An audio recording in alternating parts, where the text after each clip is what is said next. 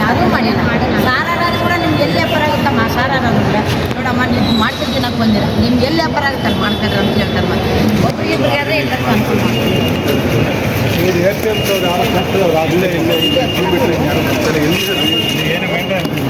ಏನು ಸರ್ ಹೊರಗಡೆ ಕುಡಿಯೋ ನೀರು ಕೆಲಸ ಮಾಡ್ತಾ ಇದ್ದೀವಿ.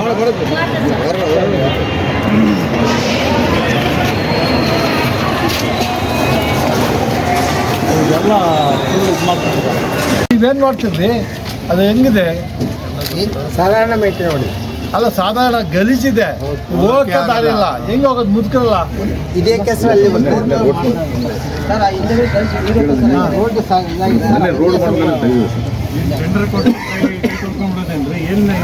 ನೀವು ಟೆಂಡರ್ ಕೊಟ್ಟ ಯಾರು ಕೊಟ್ಟು ಟೆಂಡರು ಫಾಲೋಅಪ್ ಮಾಡ್ಬೇಕಲ್ವಾ? ಅಲ್ಲ, ಎಷ್ಟು ಕೊಟ್ಟಿದ್ದಾರೆ ಟೆಂಡರು ಇದು ವರ್ಷಕ್ಕೆ? ತಿಂಗಳಿಗೆ ತಿಂಗಳಿಗೆ ಎವ್ರಿ ಮಂತ್ ಟೆಂಡರಾ? ಬಾಡಿಗೆ ಹೌದ್ರಿ, ಎವ್ರಿ ಮಂತ್ ಮಾಡ್ತಾರಾ? ವರ್ಷಕ್ಕೊಂದ್ಸಲ? ಇಲ್ಲ, ವರ್ಷಕ್ಕೆ ತಿಂಗಳಿಗೆ ಒಂದ್ಸಲ ಮಾಡೋದಲ್ಲಿ ಅವನು ಮಾಡಲ್ಲ. ಗೊತ್ತಾದ್ರೆ ದುಡ್ಡು ವಸೂಲು ಮಾಡ್ಕೊಂಡು ಹೋಗ್ತಾನೆ ಅವನು. ಯಾರಿಗೂ ಇಂಟ್ರೆಸ್ಟ್ ಇರಲ್ಲ. ತಿಂಗಳಿಗೊಂದ್ಸಲ ಟೆಂಡರ್ ಕಟ್ತಾರೆ. ಅದ್ಯಾವ್ದು ಇದು? ಅಲ್ಲ ಸರ್, ತಿಂಗಳಿಗೆ ಒಂದ್ಸಲ ಬಾಡಿಗೆ ಕೊಡ್ತಾರೆ. ಹೌದಪ್ಪ, 3 years 5 years ತಿಂಗಳು ಬಾಡಿಗೆ ಕಟ್ಕೊಂಡು ಹೋಗ್ಲಿ, ಮೇಂಟೆನೆನ್ಸ್ ಕ್ಲೀನ್ ಇರ್ಬೇಕಲ್ಲ. ಎಷ್ಟು ಕೊಡ್ತಾರೆ ಬಾಡಿಗೆ? 1500 ಸರ್. 1500 ರೂಪಾಯಿ ತಿಂಗಳಿಗೆ ತಿಳ್ಕೊಳ್ಳೋದು. ಅವ್ರಿಗೆ ಎಷ್ಟಾಗುತ್ತೆ? ಚೆಕ್ ಮಾಡಿದ? ಚೆಕ್ ಮಾಡಿದ್ರೆ कितना दिन पे मंथली कितना कलेक्शन रोज कितना होता है? रोज कितना होता है? हाँ, नहीं रोज तुम्हें कितना कलेक्शन होता है? कितना कलेक्शन करता है डेली? कितना आदमी आते हैं? ಜನ ಇದ್ದಾರೆ हर दिन। तुम्हें कितना? 1,500 ಡೈಲಿ ಎಷ್ಟು ಜನ ಬರ್ತಾರೆ? ಬರ್ತಾರೆ 5 ರೂಪಾಯಿ आदमी को कितना? 6-7 ರೂಪಾಯಿ ಇಲ್ಲಿ ಬರೀ 3 ಜನ ಅಲ್ಲ, ಇಲ್ಲಿ ಇಷ್ಟೊಂದು ಜನ 2-3 ಸಾವಿರ ಜನ ಇದ್ದಾರೆ. ಮಿನಿಮಮ್ 500 ಜನ ಬರ್ತಾರೆ. ನಮಸ್ಕಾರ. ನಮಗೆ ಈ APMCಯಲ್ಲಿ ಸರಿಯಾಗಿ ವ್ಯಾಪಾರ ನಡೀತಾ ಇಲ್ಲ, ರೈತರಿಗೆ ಅನ್ಯಾಯ ಆಗ್ತಾಯಿದೆ ಅಂತೆಲ್ಲ ದೂರುಗಳು ಬಂದ ಮೇಲೆ ನಾವು ರಾಜ್ಯದ ಎಲ್ಲ ಆಫೀಸ್ಗಳು ಹೋಗ್ತಾ ಇದ್ದೀವಿ. ರಾತ್ರಿ ಟ್ರೈನಲ್ಲಿ ನಾವು 9:30ಕ್ಕೆ ಬಂದು ಕೂತ್ಕೊಂಡು ನೈಟಲ್ಲಿ ನಿದ್ದೆ ಇಲ್ಲ, ಕಣ್ಣು ಎಳಿತಾ ಇದೆ. ಬೆಳಗ್ಗೆ APMC ಮಾರ್ಕೆಟ್ ಬರಬೇಕು ಅಂತ 6:30ಗೆ ಇಲ್ಲಿ ಬಂದ್ವಿ. ನೀವು ಬಂದ್ರಿ, ನೋಡಿದ್ವಿ ನಾವು. ಇಲ್ಲಿ ಪರ್ ಡೇ 20,000 ಜನ ಬರ್ತಾರೆ ಪರ್ ಡೇ. ಆಮೇಲೆ ನಮ್ಮ ಕಮಿಷನ್ ಏಜೆಂಟು ಆಫೀಸ್ಗಳೆಲ್ಲ ನೋಡಿದಾಗ ಅದು ಪ್ರಿಸ್ಕ್ರೈಬ್ಡು ರಿಸಿಪ್ಟ್ ಕೊಡ್ತಾಯಿಲ್ಲ. ಅಲ್ಲಿ ರೈತರಿಂದ ತೊಗೋಬೇಕು ಅಂತ 10%, 8%, 5% ಎಲ್ಲ ವೇರಿ ಇದೆ.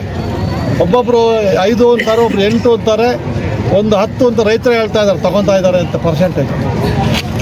ನಮ್ಮ APMC ಅಧಿಕಾರಿಗಳನ್ನು ಕೇಳಿದಾಗ ಅವರು ಕರೆಕ್ಟಾಗಿ ಮಾಹಿತಿ ಕೊಡ್ತಾ ಇಲ್ಲ.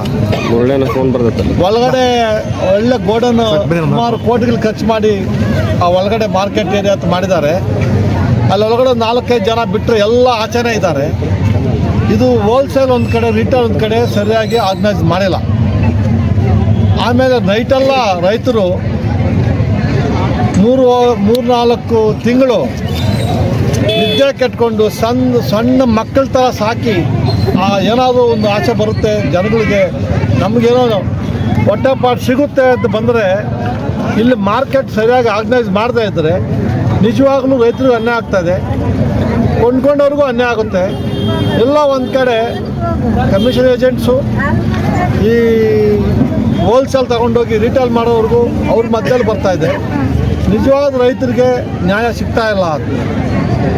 ಆ ಆಫೀಸರ್ ನಾನು ಕೇಳಿದೆ, ನಿಮ್ಮ APMC ಆ್ಯಕ್ಟಲ್ಲಾಗಲಿ ಬೈಲಾಗಲಿ ರೈತರಿಂದ ತಗೋಬೇಕು ಅಂತ ತೋರಿಸಿ ಎಲ್ಲಿ ಅಂತ ಹೇಳ್ತಾ ಇಲ್ಲ ಅವರು. ಅಲ್ಲಿ ರೈತರಿಂದ ತಗೋಬೇಕು ಅಂತ ನನಗೆ ಕೊಟ್ಟಿದ್ದ ಗೊತ್ತಾಗೆ ಆ ಥರ ಇಲ್ಲ. ಬಯರ್ಸ್ ಅಂತಿದೆ, 100 ರೂಪಾಯಿಗೆ 2 ರೂಪಾಯಿ ಮಾತ್ರ ತಗೋಬೇಕು ಅಂತಿದೆ. ಕ್ಯಾಟ್ಲಿದಾದರೆ 5% ತಗೋಬೇಕು ಅಂತಿದೆ. ಆದರೆ ನಮ್ಮ ಸಾಹೇಬರು ನನಗೆ ಸರಿಯಾಗಿ ಕೊಡ್ತಾ ಇಲ್ಲ. ವರ್ಷಕ್ಕೆ ಅವರು ಚೆಸ್ಸೇ 7 ಕೋಟಿ ಚೆಸ್ ಬರ್ತಾ ಇದೆ APMCಗೆ. ಅಂದರೆ ಅವ್ರು ಏನು ಫೆಸಿಲಿಟಿ ಕೊಡ್ತಾರೆ ರೈತರಿಗೆ ಬರ್ತಾಗ. ಇಲ್ಲಿ ಅಲ್ಲೆಲ್ಲೋ ರೈತರ ಭವನ ಇದೆ ಅಂತ ಹೇಳಿದ್ರು, ಒಂದು 50 ಜನ ಮಲ್ಕೋಬೋದು ಅಂತ. ಪರ್ ಡೇ 20,000 ಜನ ಬಂದರೆ ಅವ್ರಿಗೇನು ರೂಮು, ದೊಡ್ಡ ದೊಡ್ಡ ರೂಮು ಲಕ್ಸುರಿ ಕೊಡಿ ನಾನು ಕೇಳ್ತಾ ಇಲ್ಲ.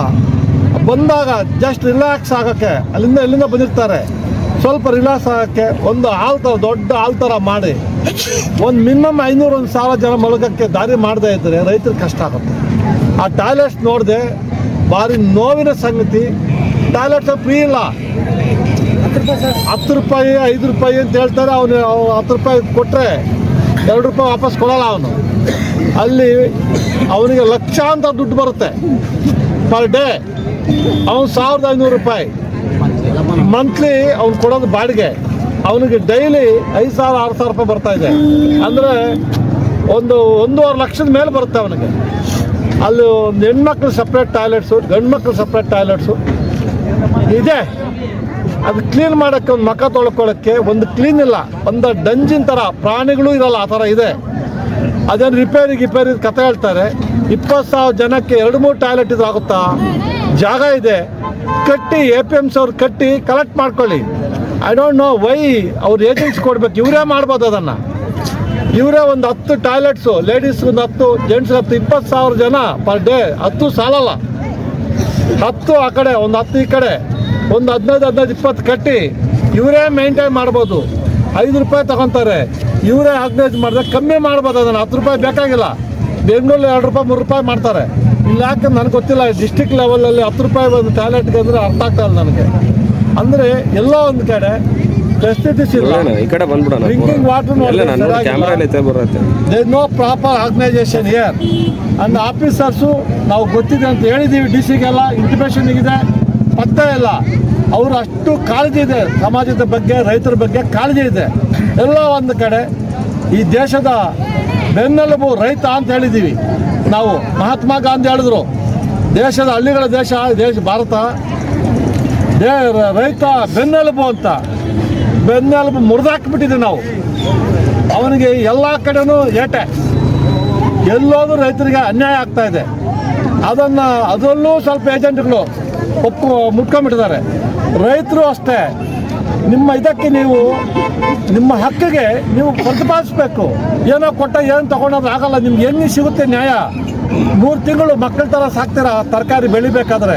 ಅದು ಬಂದ ಖುಷಿ ಅವನಿಗೆ. ತರಕಾರಿ ಮಕ್ಕಳು ಬೆಳೆದಷ್ಟು ಖುಷಿ ಆಗುತ್ತೆ. ಅದು ಸರಿಯಾದ ಸಿದ್ಧ ಇದ್ದರೆ ಸಾಲ ಪಾಲ ಮಾಡಿರ್ತಾನೆ, ಆ ಬಡ್ಡಿ ಕಟ್ಟಕ್ಕೆ ಜೀವನ ಆಗೋಗುತ್ತೆ. ಎಲ್ಲ ಒಂದು ಕಡೆ ಈ APMC ಸರಿಯಾಗಿ ಸುಧಾರಣೆ ಮಾಡದೇ ಇದ್ದರೆ ರೈತರಿಗೆ ಅನ್ಯಾಯ ಆಗ್ತಾ ಇದೆ. ಅವ್ರಿಗೆ ಹೇಳಿದ್ದೀನಿ, ನಾನು ಕೇಸ್ ರಿಜಿಸ್ಟರ್ ಮಾಡ್ತಾ ಇದ್ದೀನಿ, ಸುಮೋಟೋ ರಿಜಿಸ್ಟರ್ ಮಾಡ್ತಾ ಇದ್ದೀನಿ. ಅವರೆಲ್ಲ ಮಾಹಿತಿ ಕೊಡಬೇಕು. ಅವರೆಲ್ಲ ಮಾಹಿತಿ ಕೊಟ್ಟ ಮೇಲೆ ಏನೇನು ಮಾಡಬೇಕು ಅಂತ 1 ತಿಂಗಳು 2 ತಿಂಗಳು ಟೈಮ್ ಬೇಕು ಅಂತ ಹೇಳಿದ್ದಾರೆ. ಸ್ವಲ್ಪ ಆರ್ಗನೈಸ್ ಮಾಡಬೇಕಿದು. ಎಲ್ಲರೂ ಬದುಕಲಿ, ಯಾರ್ಯಾರು ಇಲ್ಲಿ ಬರ್ತಾರೆ ಎಲ್ಲ ಬದುಕಲಿ. ಇನ್ನೊಬ್ಬರು ಮೋಸ ಮಾಡೋ ಬದುಕೋದು ಬೇಡ. ನ್ಯಾಯಯುತ ಬದುಕಬೇಕು. ಈ ಮಳೆಗಾಲ ಬಂದರೆ ಇದೇ ನೀವೇನು ಅಡ್ಡಾಡಿದಿಲ್ಲ ಸರ್? ಇಲ್ಲಿ ಮಳೆಗಾಲ ಬಂದರೆ ಇಲ್ಲಿ ಗಡಿ ಇಟ್ಕೊಂಡ್ರೆ ಅವಾಗೆಲ್ಲ ಹೊಡೆ ನುಗ್ತಾರೆ. ಯಾರು ಕೂಡ ಇಲ್ಲಿ ಬರೋಕ್ಕೆ ಹಿಂದೇಟ್ ಆಗ್ತಾರೆ ಸರ್. ಆಗಲ್ಲ, ಗಲೀಜು ಇರ್ತದೆ, ವಾಸನೆ. ಕ್ಲೀನ್ ಮೇಂಟೈನ್ ಮಾಡಿಲ್ಲ. ಎಲ್ಲ ರೋಗಗಳಿಗೂ ನಾವೇ ಅವಕಾಶ ಕೊಡ್ತೀವಿ. ಸರ್ ಈಗ ಎಲ್ಲ ಸೆಕ್ರೆಟರಿ ಎಲ್ಲ ಪ್ರೆಸೆಂಟ್ ಇದ್ರೆ ಸರ್ ನೀವು ಬಂದಾಗ ಭೇಟಿ ನೀಡಿ. ಯಾವ ಸೆಕ್ರೆಟರಿ ಇಲ್ಲ, ಒಬ್ಬ ಸೂಪರ್ವೈಸರ್ ಏನ್ರಿ ಅವ್ರು ಶರಣ ಬಸಪ್ಪ ಏನಾಗಿದ್ದೀರಿ ನೀವು ಸೂಪರ್ವೈಸರ್ ಇನ್ನೊಬ್ರೇನು ಯಾಕೆ ಸರ್ ಇಷ್ಟೊಂದು ಸರ್ ಇಲ್ಲಿ ಎಫ್ಡಿಎ ಒಬ್ಬ ಸೂಪರ್ವೈಸರ್ ಬಿಟ್ಟರೆ ಯಾರು ಇಲ್ಲ. ಅವ್ರಿಗೆ ಇಂಟಿಮೇಷನ್ ಮಾಡಿದ್ರು ಲೆಕ್ಕಕ್ಕಿಲ್ಲ. ಅಂದರೆ ಅವರು ಚರ್ಮ ಎಮ್ಮೆ ಚರ್ಮ ಯಾರೇನು ಮಾಡ್ತಾರೆ ನೋಡೋಣ ಅಂತ ನಾವು ಮಾಡ್ತೀವಿ. ಅವ್ರ ಮೇಲೆ ಏನು ಕ್ರಮ ವಹಿಸ್ತಾರೆ? ನಾನು ಕೇಸ್ ರಿಜಿಸ್ಟರ್ ಮಾಡ್ತಾ ಇದ್ದೀನಿ ಸರ್, ಕೇಸ್ ರಿಜಿಸ್ಟರ್ ಮಾಡ್ತಾ ಇದ್ದೀನಿ. ಎಲ್ಲ ಮಾಹಿತಿ ಸರಿಯಾಗಿ ಕೊಟ್ಟಿಲ್ಲ ಅಂದರೆ ಕಾನೂನುಬದ್ಧವಾಗಿ ಏನೇನು ಮಾಡ್ಬೇಕು ಎಲ್ಲ ತಗೊಂಡು ಅವ್ರ ಮೇಲೆ ಹಾಕ್ತಾರೆ. ಬಿಡೋದಿಲ್ಲ ಸರ್ ಈಗ ಇಲ್ಲಿ ಕಮರ್ಷಿಯಲ್ ಟ್ರೀಟ್ಗಳು ಜಾಸ್ತಿ ಆಗಿದಾವೆ ಸರ್, ಮಾಳಿಗೆಗಳು. ಯಾಕಂದ್ರೆ ಇಲ್ಲೇನು ರೈತರಿಗೆ ಏನು ಬೇಕಾಗಿತ್ತಲ್ಲ ಸರ್, APMC ನಾವು ಯಾಕೆ ಮಾಡ್ತಾ ಇದ್ದೀರಿ ಅಂದರೆ ಅವರು ಅವ್ರ ನಾಟಿನ ಪರ್ಸೆಂಟ್ ಅಸಿಸ್ಟ್ ಏನು ಹೇಳೋಕೆ ಅವಕಾಶ ಇಲ್ಲ. ಸೆಕ್ರೆಟ್ರಿ ಕನ್ಸರ್ನ್ ಸೆಕ್ರೆಟ್ರಿ ಪತ್ತ ಇಲ್ಲ. ನೀವು ಯಾರ್ಯಾರಿಗೆ ಇಲ್ಲಿ ಕಮಿಷನ್ ಹೆಂಗೆ ಮಾಡ್ತೀರಿ, ಹೆಂಗೆ ಆರ್ಗನೈಸ್ ಮಾಡ್ತೀರಿ, ಅವ್ರು ಏನು ಹೇಳೋ ಪರಿಸ್ಥಿತಿ ಇಲ್ಲ. 7 ಕೋಟಿ ಚೆಸ್ ಬರ್ತಾ ಇದೆ ಪರ್ ಇಯರ್. ಇಲ್ಲಿ ಲಕ್ಷಾಂತರ ಕೋಟ್ಯಾಂತರ ಟ್ರಾನ್ಸಾಕ್ಷನ್ ಆಗ್ತಾ ಇದೆ. ಬೆಳಗ್ಗೆ 20,000 ಜನ ಅಂದರೆ ಲಕ್ಷಾಂತರ ಟ್ರಾನ್ಸಾಕ್ಷನ್ ಆಗ್ತಾ ಇದೆ. ಅದೆಲ್ಲೋ ಒಂದು ಕಡೆ ಹೋಗ್ತಾ ಇದೆ, ದಾರಿ ಮಾಡ್ಕೊಂಡು ಹೋಗ್ತಾ ಇದೆ. ಸರಿಯಾಗಿ ಆರ್ಗನೈಸೇಷನ್ ಇಲ್ಲದೆ ಇದರಿಂದ ನೀವು ಹೇಳ್ದಂಗೆ ಮಳೆಗೆಳೆ ಬಂದರೆ ಭಾರಿ ಕಷ್ಟ. ಪಾಪ ಈ ಸ್ಟ್ರೀಟ್ ವೆಂಡರ್ಸ್ ಬೆಳಗ್ಗೆ 5 ಗಂಟೆಗೆ ಎದ್ದು ಬಂದು ಪಾಪ ತೊಗೊಂಬಂದು ಮಾಡ್ತಾರೆ. ಅವ್ರು ಮಾಡಬಾರ್ದು ಅಂತ ಹೇಳಲ್ಲ, ಆರ್ಗನೈಸ್ ಮಾಡಬೇಕು ಕ್ಲೀನಾಗಿ. ಒಂದು ಕಡೆ ತರಕಾರಿ, ಒಂದು ಕಡೆ ಸೊಪ್ಪು, ಒಂದು ಕಡೆ ಈ ತೆಂಗಿನಕಾಯಿ ಅದು ಇದೆಲ್ಲ ಒಂದು ಕಡೆ, ಟೊಮಾಟೊ ಒಂದು ಕಡೆ, ಒಂದು ಸಪ್ರೇಟಾಗಿ ಮಾಡಿದ್ರೆ ಏನು ಪ್ರಾಬ್ಲಮ್ ಆಗಲ್ಲ, ಎಲ್ರಿಗೂ ಅನುಕೂಲ ಆಗುತ್ತೆ. ಎಲ್ಲೋ ಒಂದು ಕಡೆ ಧೋರಣೆ ನಮ್ಮ ಜನಗಳಿಗೆ ಒಳಗಡೆ ಹೋದ ವ್ಯಾಪಾರ ಆಗಲ್ಲ ಅಂತ. ಇಲ್ಲಿ ಬಂದಾಗ ಎಲ್ಲ ಒಳಗಡೆ ಯಾಕೆ ವ್ಯಾಪಾರ ಆಗಲ್ಲ, ಆಗುತ್ತೆ.